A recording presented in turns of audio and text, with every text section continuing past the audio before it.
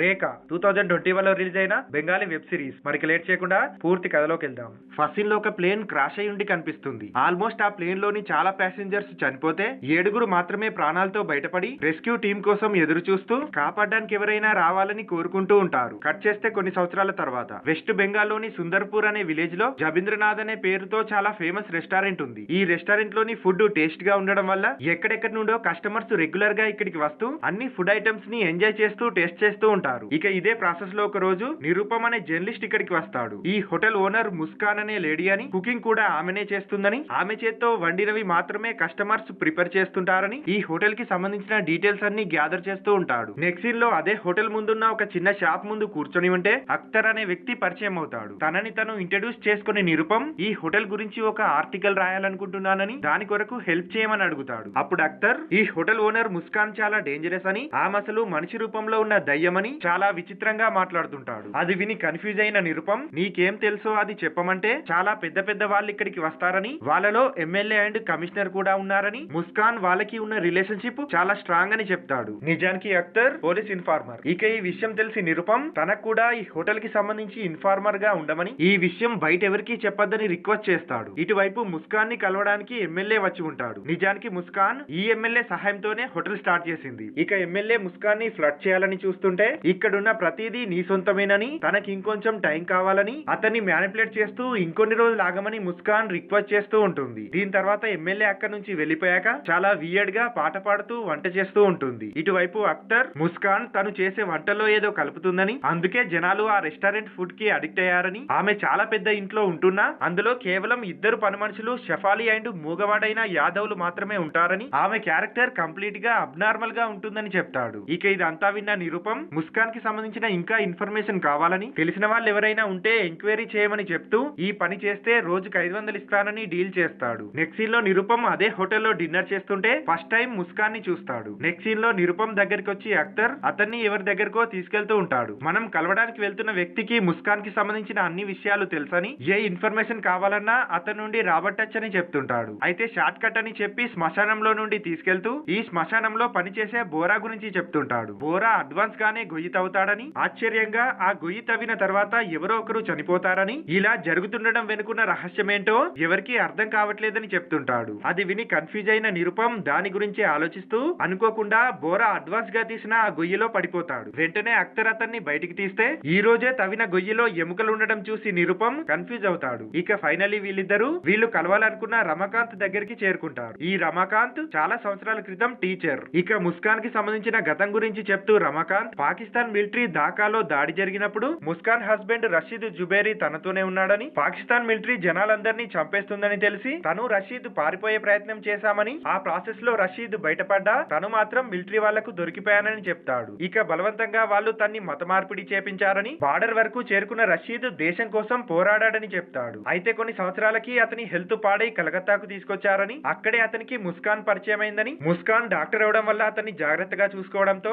ఆమె చేసే ఫుడ్ కూడా రషీద్ కి నచ్చడంతో మ్యారేజ్ చేసుకోమని ప్రపోజ్ చేశాడని, దానికి ముస్కాన్ కూడా యాక్సెప్ట్ చేస్తే పెళ్లైన కొన్ని సంవత్సరాలకే రషీద్ చనిపోయాడని చెప్తాడు. ఇక అతను చనిపోయాక కలకత్తా నుండి సుందర్పూర్ చేరుకున్న ముస్కాన్ రషీద్ ప్రాపర్టీ మొత్తం హ్యాండ్ ఓవర్ చేసుకుని ఇక్కడి ఎమ్మెల్యే సహాయంతో హోటల్ పెట్టి నడిపిస్తుందని చెప్తాడు. ఇదంతా విన్న నిరూపం అఖ్తర్లు రిటర్న్ అవుతూ దారిలో కాసేపు ముస్కాన్ ఇంటి దగ్గర ఆగుతారు. అప్పుడే వాళ్ళకి అటువైపుగా ఎవరో వస్తూ కనిపిస్తారు. వెంటనే దాక్కుని చూస్తే శ్మశానంలో శవాలను పూడ్చే బోరా అటువైపుగా వస్తూ కనిపిస్తాడు. అతని దగ్గరకు వచ్చిన ముస్కాన్ వీలైనంత త్వరగా గొయ్యి తవ్వమని చెప్తే కాసేపటికి తవ్విన గొయ్యిలో వీళ్ళిద్దరూ ఏదో పూడ్చేస్తూ ఉంటారు. అది చూస్తూ అఖ్తర్ ముస్కాన్ ఖచ్చితంగా దయ్యమని, మనుషుల్ని చంపి రక్తం తాగుతూ శవాల్ని ఇలా పూడ్చేస్తుంటుందని చెప్తాడు. ఇదే ప్రాసెస్ లో ఒక రోజు అఖ్తర్ ముస్కాన్ ఇంటి ముందు నిలబడి ఉంటే టెర్రస్ పై ఉన్న ముస్కాన్ రక్తం తాగుతూ కనిపిస్తుంది. దాంతో భయపడిన అఖ్తర్ వెంటనే ఈ విషయాన్ని నిరూపంకి చెప్తాడు. దీని గురించే ఆలోచిస్తూ నిరూపం తన హోటల్ కి వెళ్లి కాసేపటికే మళ్ళీ ముస్కాన్ ఇంటికి వస్తాడు. ఎవరికి కనిపించకుండా ఆ ఇంటి లోపలికి దూరుతాడు. ఆ ఇంట్లో ఉన్న లేక్ లో చాలా పెద్ద పెద్ద మొసళ్ళు ఉండడాన్ని చూస్తాడు. ఇక చాలా సేపు ఆ ఇల్లంతా తిరిగి వెనక్కి వెళ్దామని చూస్తే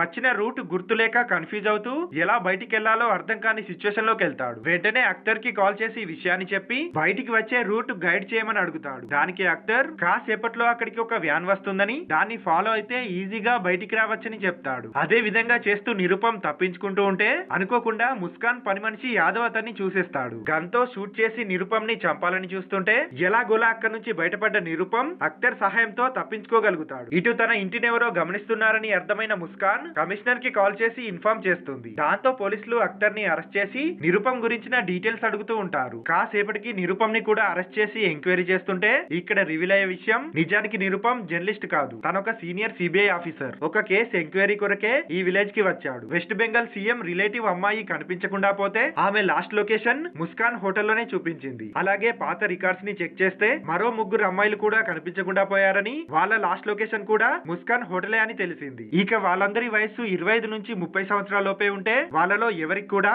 మ్యారేజ్ జరగలేదు. దీని తర్వాత ముస్కాన్ గురించి ఎంక్వైరీ చేస్తే ఆమె డాక్టర్ అని, అమెరికా నుండి ఇండియాకి వచ్చి కలకత్తాలోని ఓరియంట్ హాస్పిటల్లో జాబ్ చేసిందని, అక్కడే రషీద్ తో పరిచయం, వాళ్ళ మ్యారేజ్ తర్వాత జాబ్ మానేసి ఇక్కడికి రావడం జరిగిందని తెలిసింది. అయితే ఆమె జాబ్ కి రిజైన్ చేయడానికి ముందు ఆ హాస్పిటల్లో ఆర్గన్ ట్రాఫికింగ్ జరిగిన న్యూస్ బయటికి వచ్చిందని, ఆ లిస్ట్ లో ముస్కాన్ పేరు కూడా ఉందని తెలిసింది. ఇక వీటన్నిటిని చూసి నిరుపమ్ కి ముస్కాన్ పై అనుమానం చాలా స్ట్రాంగ్ అయింది. ఇలా జరిగిందంతా అక్కడి పోలీసులకు రివీల్ చేసిన నిరుపమ్ అఖ్తర్ ని ప్రస్తుతం అతను చేస్తున్న పనే చేయమని, ఇంకా ముస్కాన్ కి సంబంధించిన ఇన్ఫర్మేషన్ గ్యాదర్ చేయమని చెప్తాడు. దీని తర్వాత అఖ్తర్ బోలాని ఫాలో అవుతూ వెళ్తే అతని దగ్గర చాలా ఎముకలు కనిపిస్తాయి. అసలు ఇదంతా ఏంటని అడుగుతుంటే బోలా అఖ్తర్ తలపై కొట్టి అతన్ని అన్కాన్షియస్ చేసి తవ్వుంచిన అదే గొయ్యిలో పూడ్చేస్తాడు. మరోవైపు తన సీనియర్ ఆఫీసర్ దగ్గరికి వచ్చి ఈ కేసు డీటెయిల్స్ అన్ని ఎక్స్ప్లెయిన్ చేసిన నిరుపమ్ ఫర్దర్ ఎంక్వైరీకి ఎలా ప్రొసీడ్ అవ్వాలో అర్థం కావట్లేదని హెల్ప్ చేయమని అడుగుతాడు. బోరా తవ్వుతున్న ఎక్స్ట్రా గొయ్యికి సంబంధించిన విషయాన్ని తెలుసుకుని ఆ సీనియర్ ఒకసారి ఆ సమాధుల మధ్య ఉన్న డిస్టెన్స్ ని చెక్ చేయమని చెప్తే వెంటనే రిటర్న్ వచ్చి నిరుపమ్ అదే పనిలో ఉంటాడు. ఇక్కడ రివీల్ అయ్యే మరో విషయం, నిజానికి బోరా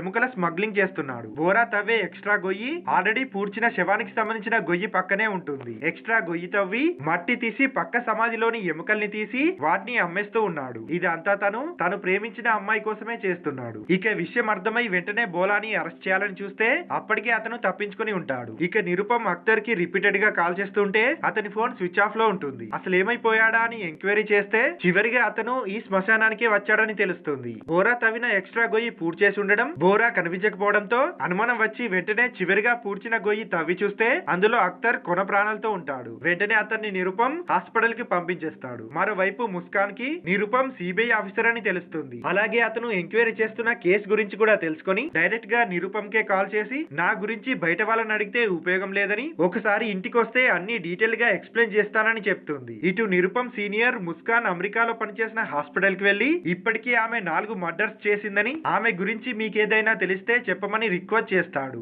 దాంతో ఆ డాక్టర్ జరిగిన విషయాన్ని చెప్పడం స్టార్ట్ చేస్తాడు. ముస్కాన్ ఇక్కడ జాబ్ చేసేటప్పుడు ఫ్రెండ్స్ తో పాటు ఒక ట్రిప్ కి వెళ్ళిందని, అయితే ఆ ట్రిప్ లో అనుకోకుండా ప్లేన్ క్రాష్ అయి వాళ్ళంతా మంచు కొండలో చిక్కుకున్నారని, చాలా ప్యాసింజర్స్ చనిపోతే కేవలం 15 మంది మాత్రమే బ్రతికారని, సహాయం కోసం ఎంత చూసినా ఎలాంటి ఉపయోగం లేకపోవడంతో ప్లేన్ లో ఉన్న ఫుడ్ అండ్ వాటర్ కూడా అయిపోవడంతో ఇక అందరూ ఏం చేయాలో అర్థం కాని సిచ్యువేషన్ లోకి వెళ్లారని, అప్పుడే వాళ్ళలో ఒకరు చనిపోయిన ఈ బాడీస్ ని తిందామని డిసైడ్ అయితే ముస్కానే ఆ బాడీస్ లో తినగలిగే పార్ట్ ని చూపించి సహాయం చేసిందని, అలా చాలా రోజులు వాళ్ళు ఆ బాడీస్ నే తిన్నారని చెప్తాడు. ఫైనల్లీ ఆ డెడ్ బాడీస్ కూడా అయిపోవడంతో ఒకరినొకరు చంపుకోవాలని చూశారని, 2 నెలల తర్వాత రెస్క్యూ టీం వాళ్ళని కనిపెడితే చివరిగా 5 మాత్రమే ప్రాణాలతో బయటపడ్డారని చెప్తాడు. ఇటు ఆ ఇన్సిడెంట్ వల్ల ముస్కాన్ సాధారణ లైఫ్ లోకి వెళ్ళలేకపోయిందని, అయితే ఆ టైంలో మనుషుల మాంసాన్ని తినడం వల్ల ముస్కాన్ యవ్వనంగా మారిందని చెప్తాడు. నిజానికి ముస్కాన్ వయసు 80 సంవత్సరాలు అయితే ప్రస్తుతం ఆమె 30 సంవత్సరాల వయసులాగే కనిపిస్తుందని చెప్తాడు. ఇదంతా విని భయపడిన నిరుపమ్ సీనియర్ ముస్కాన్ దగ్గరికి వెళ్ళొద్దని నిరుపమ్ కి కాల్ చేయాలని చూస్తే